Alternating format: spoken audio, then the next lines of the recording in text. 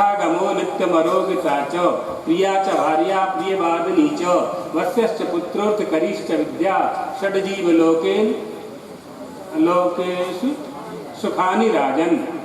छह सुख पर्याप्त धन होना चाहिए, पर्याप्त धन होना चाहिए हमारे पास, हमको मांगना न पड़े और हमारे घर से कोई भूखा ना जाए।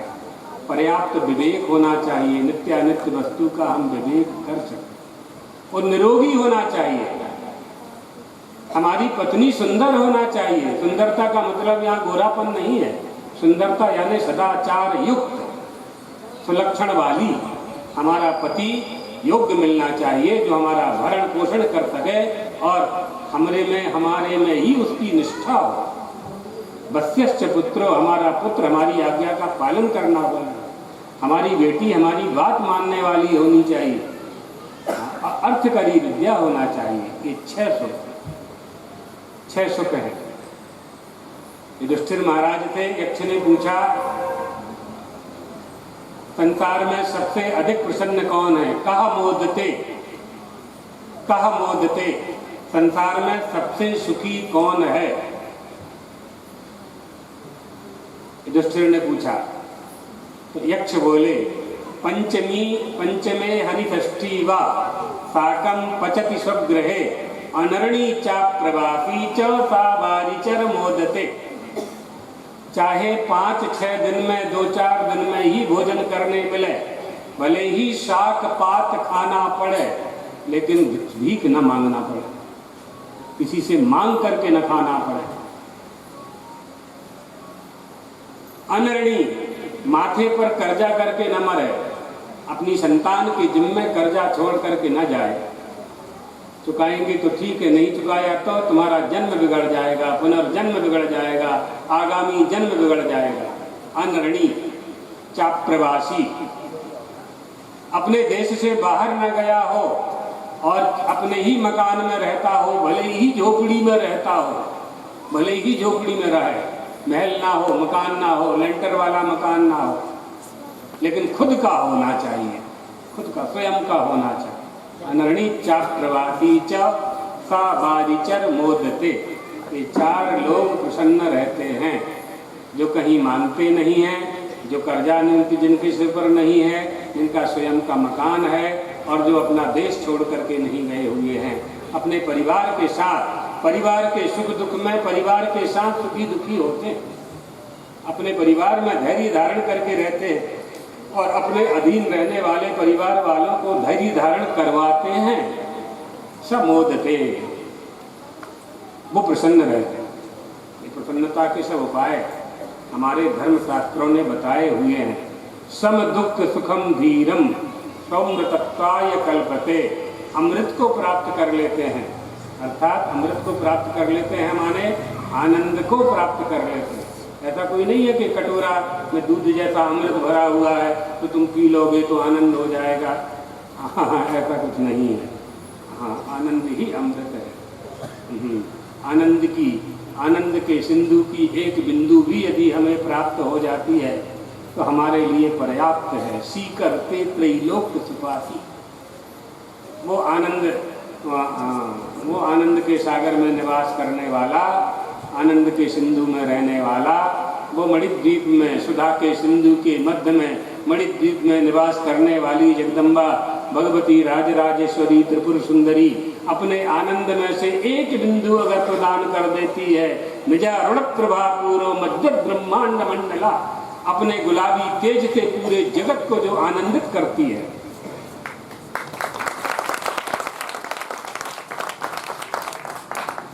उसके नेत्रों से जो कृपा कटाक्ष, उनके दर्शन करने से, उनके नेत्रों की ओर देखने से जब वो हमारी तरफ देखती है, वो तो एकटक होकर के देखती रहती है, सामने ही देखती रहती है। आपकी ही दृष्टि में चंचलता है, उनकी दृष्टि तो बिल्कुल स्थिर है। दृष्टि स्थिरा यस्य विनावलंबम, स्थिर है दृष्टि जिनकी। तो सम दुख सुखम धीरम सोमृतत्वाय कल्पते स नित्यात्म दर्शन निष्ठा द्वंद्व सहिष्णु अमृतत्वाय अमृत भावाय मोक्षाय कल्पते समर्था भवति। यहाँ अमृत का अर्थ भगवत पादाब्ज शंकर ने मोक्ष किया है। कैसे कह रहे हैं, इसको सरल भाषा में समझाने के लिए क्या कह रहे हैं? जिसमें अनात्मा में अध्यास, अनात्मा में आत्मा का अध्यास, आत्मा में अनात्मा का अध्यास जिनको हो जाता है वो मुक्त नहीं हो पाते हैं। क्योंकि जिस प्रकार सूर्य की उष्णता नहीं जा सकती है, उसी तरह से वस्तु के स्वभाव की निवृत्ति नहीं होती। आत्मा नित्य मुक्त है। मुक्त ना होने का जो अज्ञान है, उस अज्ञान को ही दूर करना होता है। जैसे स्फटिक के शिवलिंग के पीछे जपा कुसुम का फूल आप रख देते हैं तो स्फटिक लाल दिखाई पड़ता है। स्फटिक लाल है नहीं, उपाधि के कारण वो लाल दिखाई पड़ता है। उसमें जो लालिमा होती है वो सत्य नहीं होती है। इसी तरह से आप लोगों के जितने भी बंधन हैं, जितने भी संबंध हैं जो आपको बद्ध करते हैं, उनमें कोई सत्यता नहीं है, कोई सत्यता नहीं है। समस्त बंधनों से, संसार के समस्त धर्मों से जब तक असंग नहीं होंगे तब तक आत्मा में आत्मसुख आपको प्राप्त नहीं होगा। उपाधि के कारण संसार के धर्म धर्माभास जैसे लगते हैं, ये सुखाभास जैसे लगते हैं। इस धर्म से ये सुख मिलेगा, जलेबी में ये सुख मिलेगा, गुलाब जामुन में ये सुख मिलेगा, बूंदी में ये सुख मिलेगा। बूंदी का लड्डू खाते हैं ना, बूंदी का लड्डू खाते हैं तो बूंदी का लड्डू कैसे बनता है जानते हैं आप? बनाने वाला हलवाई जानता है। चने का आटा होता है, उसको आप बेसन कहते हैं। चने की दाल के आटे को बेसन कह करके उसको पीसा जाता है। फिर गन्ने के रस से गुड़ बनता है, शक्कर बनती है, फिर उसको चाशनी बनाते हैं। वो चाशनी के उसमें बूंदी को, चने के बेसन की बूंदी को घी में या तेल में तल करके फिर उस चाशनी में डालते हैं। थोड़ा सूख जाता है तो गोल गोल लड्डू बना लेते हैं। बताइए उस बूंदी के और चाशनी से मिले हुए पदार्थ में लड्डू कहाँ पर है? कोई बता सकता है? कोई हलवाई सिद्ध कर सकता है कि लड्डू कहाँ से आया है ना? एक पिता ने अपने बेटे से कहा, अगर तुम प्रथम यानी पहले नंबर में फर्स्ट क्लास पास हो जाओगे तो हम तुम्हें मिठाई खिलाएंगे। बेटा फर्स्ट क्लास पास हो गया तो वो महाजन की दुकान पर गए और दुकान से लड्डू लेकर के आए। लड्डू लेकर के दिया, उसके मुंह में दिया। उसने कहा, नहीं पिताजी हम तो नहीं खाएंगे। क्यों नहीं खाएंगे? क्योंकि आपने मिठाई देने का कहा था, ये तो लड्डू है।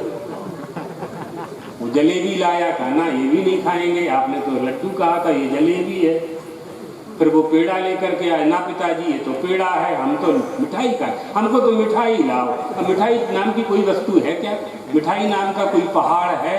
मिठाई नाम की कोई नदी है? मिठाई नाम का कोई पर्वत? कहाँ से लाओगे मिठाई आप?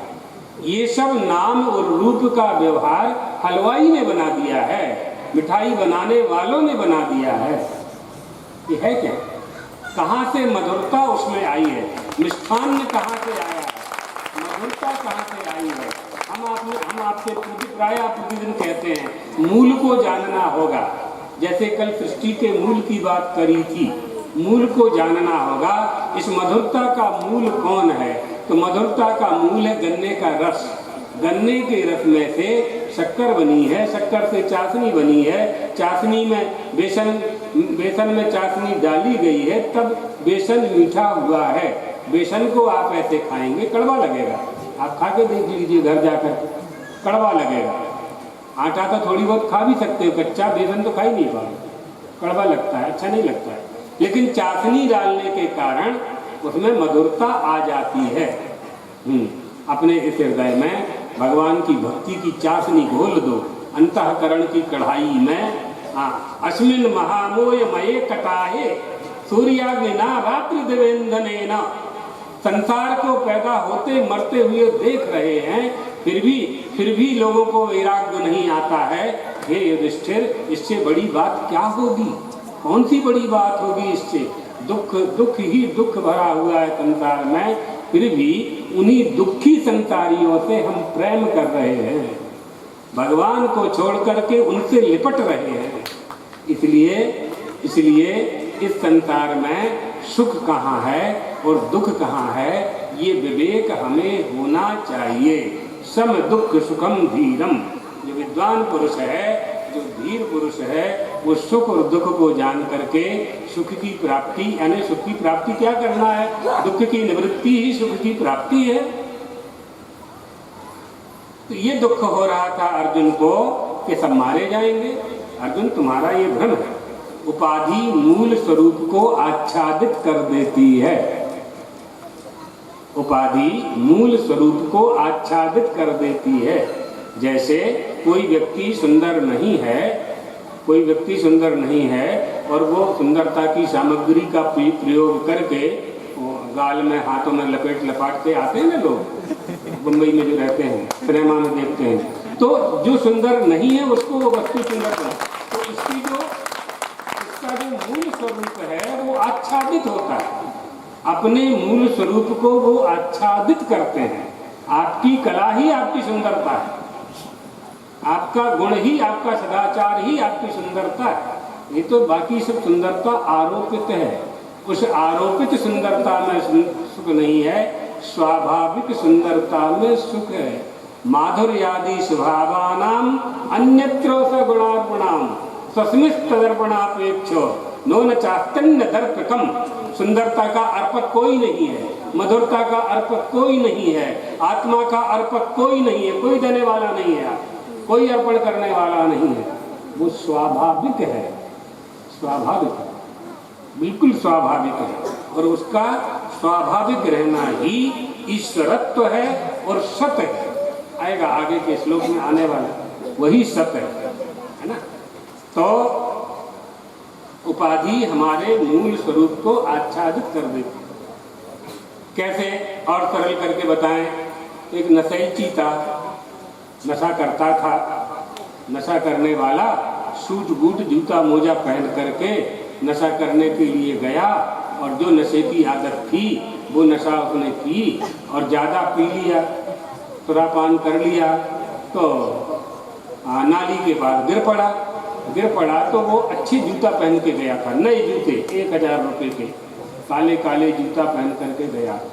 नशे में पड़ा हुआ था, बेहोश। तो कोई चोर आया तो उसके पास तो कुछ मिला नहीं, जूता अच्छे थे तो जूता उतार के वो चला ले गया।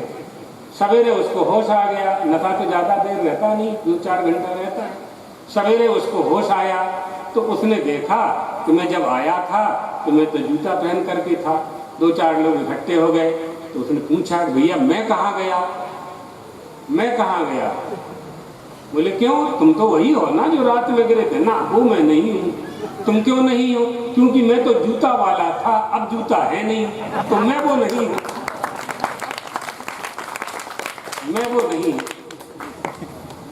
तुम क्या हो? तुम जानते हो कि तुम क्या हो? तुम हो ये तो तुम जानते हो। तुम्हारे ना होने में किसी को कोई संदेह नहीं, न माता पिता को, न गुरु को, न पड़ोसी को, किसी को कोई संदेह नहीं है कि तुम नहीं हो। तुम क्या हो ये जानना है, बस तुम क्या हो, यही बात जानने की होती है। अर्थात वह परम पुरुष मुझ पुरुष में भी अहम के रूप में है ना। वो अहम के रूप में वो परम पुरुष इस पुरुष में है। अर्थात जो इस पुरुष में वो परम पुरुष है उसका कभी वध नहीं होता।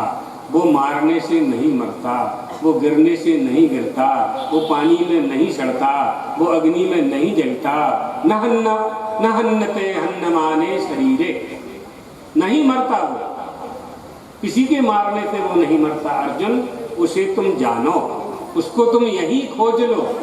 अगर घर के छज्जा में, मकान के छज्जे में मधु लगी हुई है तो किमर्थम पर्वतम ब्रजेत, तो पर्वत में शहद के लिए जाने की आवश्यकता क्या? वो आत्म तत्व यही विद्यमान है। मधु हमारे घर में ही है, शहद हमारे घर में ही है। तो पर्वत जा करके, पहाड़ पर जा करके झाड़ में लगी हुई मधु को तोड़ने की आवश्यकता, शहद प्राप्त करने की आवश्यकता ही नहीं है। केवल जानने की बात है, उसी जानने के उपायों का वर्णन किया जा रहा है। जो वो जानना सत्संग के रूप में प्राप्त होता है। स नित्यात्म दर्शन निष्ठा, उसका दर्शन कैसे होता है? निष्ठा से होता है। नित्यात्म दर्शन निष्ठा कैसे होगा? आंखों से संसार दिखेगा, आंखों से संसार दिखेगा। संसार के, आप अपने नगर के सबसे ऊंचे खंबे पर चढ़ जाइए, टावर पर, पूरा गांव, पूरा नगर दिखेगा। जिस आंख के द्वारा वो नगर दिखेगा, उस आंख से आप अपनी आंख नहीं देख सकते। आपकी आंखों में लगा हुआ काजल आपकी आंख से आप नहीं देख पाते। तो आंख को चलाने वाला अतीन्द्रिय है। अतीन्द्रिय को कौन देखेगा? ये तो गोलक है ना, जिसको आप आंख कह रहे हैं, आंख नहीं है, ये आंख का गोलक है जिसके ऊपर आप चश्मा लगाते हैं। अतीन्द्रिय है। अतीन्द्रिय को चलाने वाला मन है। जब आंख से आंख नहीं देख रही है तो वो आंख मन को कैसे देखेगी? मन को चलाने वाली बुद्धि है, तो बुद्धि को कैसे देखोगे? वहां प्रविष्टौ परमे परार्धे, बुद्धि को चलाने वाला आत्मा है, वो तो बुद्धि रूपी गुहा में घुसा हुआ है, उसको कहां से देखोगे? उसको देखने के लिए निष्ठा चाहिए, गुरु चाहिए, ज्ञान चाहिए, शास्त्र चाहिए, गीता चाहिए, गायत्री चाहिए, गंगा स्नान चाहिए और गौ माता चाहिए। इन उपायों को प्राप्त किए बिना आपका चित्त निर्मल हो नहीं सकता है, और निर्मल मन हुए बिना आप उसको यहाँ सिंहासन में बिठा नहीं सकते। आपका सिंहासन तो तैयार है, बिल्कुल रेडी है, अंतःकरण बिल्कुल तैयार है, बस बिठाने की बात है, निमंत्रण देने की बात है। वो कई बार आता भी है, वो कई बार आता है, देखता है हम इसके सिंहासन पर बैठेंगे, लेकिन वहाँ 6 शत्रु बैठे हैं, 6 डाकू बैठे हुए हैं अंदर। भगवान बार बार आते हैं, तुम हमारे मित्र हो, तुम हमारे सखा हो, तुम हम अभिज्ञात हो, पुरंजन कहाँ भटक रहे हो? हम तो तुम्हारे साथ में हैं, तुम किसे खोज रहे हो? हमें छोड़ करके खोज रहे हो, नहीं पा पाओगे। शत्रुओं को दूर करो, हम बैठ जाएंगे। नहीं कर पाता, किराएदार मकान जल्दी खाली नहीं करता। यहाँ भी किराएदारों को बिठा लिया है आपने, काम, क्रोध, लोभ, मोह, मद, मत्सर, 6 किराएदार यहाँ बैठे अपने आपके वक्षस्थल में, आपके हृदयाकाश में उन्होंने कब्जा कर लिया है, खाली नहीं करते। कई कोशिश करता है मनुष्य, कई बार खाली कराने की कोशिश मकान मालिक करता है, नहीं करते खाली। भगवान बार बार कहते हैं, भैया इन 6 डाकुओं को अलग करो, इनमें से एक को भी तुम निकाल दो, ये 6 में से एक को निकाल दो। आपके घर में 10 बाई 10 का कमरा है, 6 लोग उसमें सो रहे हैं, कोई मेहमान आ जाए तो आप क्या करोगे? धरती में भी सोएंगे तो एक आदमी को 1.5 फुट जगह चाहिए, तो 1.5 फुट जगह में 6 आदमी में 10 फुट जगह चली गई ना, बिना पलंग के। 6वें 7वें व्यक्ति को आप कहाँ से लाओगे? जगह ही नहीं। तो या तो 6 में से एक को निकालोगे, या कहोगे भाई आप दूसरा घर देखो।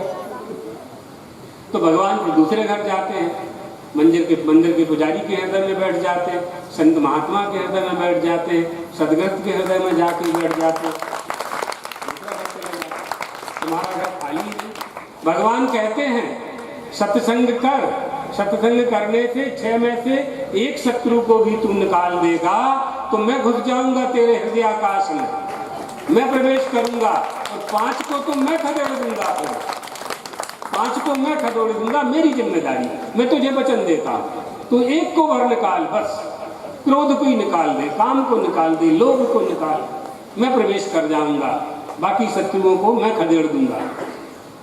लेकिन ये दुष्ट मनुष्य विकारों में इतना ग्रस्त हो जाता है, अविद्योपासक हो जाने के कारण, तात्कालिक सुख की प्राप्ति के कारण एक भी विकार को छोड़ना नहीं चाहता। सबसे सरल उपाय परमात्मा बताते हैं, हाँ, सबसे सरल उपाय बताते हैं कि सत्संग करो। प्रायेण भक्ति योगेन सत्संगेन विनोद भवा। भक्ति योग के द्वारा, सत्संग के द्वारा भगवान को प्राप्त करना चाहिए। श्रीमद् भागवत के 11 स्कंद में उपदेश प्राप्त है, सत्संग के द्वारा हम परमात्मा को प्राप्त कर सकते हैं।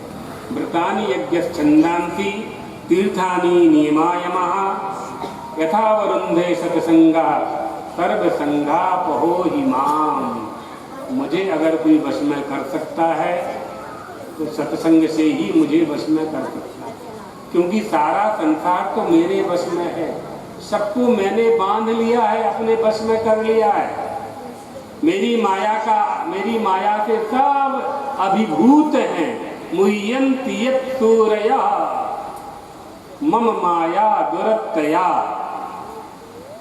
ज्ञानिनामपि चेतांसि। तुम लोगों की बात नहीं, साधारण पुरुषों की बात नहीं, ज्ञानिनामपि, बड़े बड़े विद्वानों, बड़े बड़े ज्ञानियों को भी मेरी माया मोहित कर देती है। क्या करें भगवान, फिर आपकी माया पर विजय कैसे प्राप्त करें? मायापति से दोस्ती कर लो, बहुत सरल है, बहुत सरल है। मालिक से दोस्ती कर लो, नौकर आपको नहीं रोकेगा घर में आने जाने से। भाई रोज के मिलने वाले हैं, प्रतिदिन के मिलने वाले हैं। व्रतानि यज्ञश्छन्दांसि, ईश्वर को कोई वश में नहीं कर सकता है। व्रत, जप, तप, ये सब उपाय हैं, लेकिन इन उपायों में आपका मन कब लगेगा? जब यथा ही सत्संगा माम अवरुंधे, जब आप सत्संग करेंगे तो जो सत्संग करता है मैं उसके वश में हो जाया करता हूँ। सत्संग मुझे वश में कर लेता है। क्यों वश में कर लेता है? सर्वसंगापहो, संपूर्ण संगों को मिटाने वाला है सत्संग। दूसरे संग छूट जाएंगे, कुसंग छूट जाएगा।